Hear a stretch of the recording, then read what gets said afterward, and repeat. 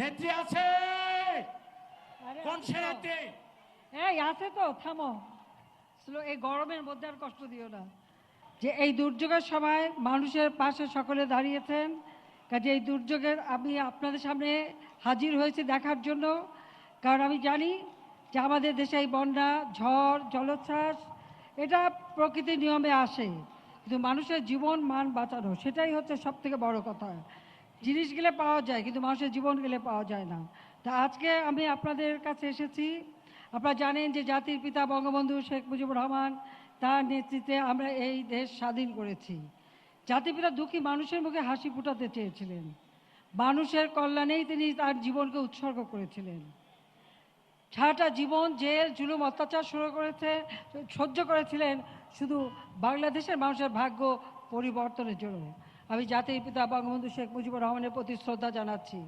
শ্রদ্ধা জানাই 30 লক্ষ শহীদের প্রতি, 2 লক্ষ মা বোনের প্রতি, যাদের আত্মত্যাগ আমাদের মহান মুক্তিযুদ্ধে বিজয় এনে দিয়েছে। আমি অত্যন্ত বেদনার সঙ্গে স্মরণ করি 75-এর 15ই আগস্ট, যেদিন আমি হারিয়েছি আমার বাবা বঙ্গবন্ধু শেখ মুজিবুর রহমানকে, আমার মা বেগম ফজিলাতুন্নেসা মুজিব সহ আমার ভাই কামাল জামাল রাসেলকে, যাকে ঘাতকের দল নির্মমভাবে হত্যা করেছিল। এই চুপ, স্লোগান না। যাদেরকে নির্মমভাবে হত্যা করেছিল, আমি তাদের আত্মার মাগফিরাত কামনা করি। বঙ্গবন্ধু চেয়েছিলেন দুঃখী মানুষের মুখে হাসি ফুটাবে, মানুষের জীবন মান উন্নত করবে।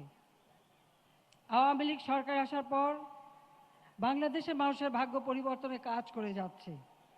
আমি কৃতজ্ঞতা জানাই আপনাদের কাছে। আপনারা নৌকা মার্কায় ভোট দিয়ে আমাদেরকে জয়যুক্ত করেছেন, আমাদের আবার সেবা করার সুযোগ দিয়েছেন, সেজন্য আপনাদের প্রতি আমাদের কৃতজ্ঞতা রইল। আজকে ধারাবাহিকভাবে গণতন্ত্র আছে বলেই দুর্যোগ দুর্বিপাকে আমরা মানুষের পাশে দাঁড়াতে পারি। ধারাবাহিকভাবে গণতন্ত্র আছে বলেই মানুষের আর্থসামাজিক উন্নতি হয়। দেশের উন্নতি আজকে বলার কিছু নেই, আপনারা নিজেরাই জানেন। আমরা রাস্তাঘাট, পুল, ব্রিজ করে দিয়ে আপনাদের যোগাযোগের ব্যবস্থা, বিদ্যুতের ব্যবস্থা সব করে দিয়েছি।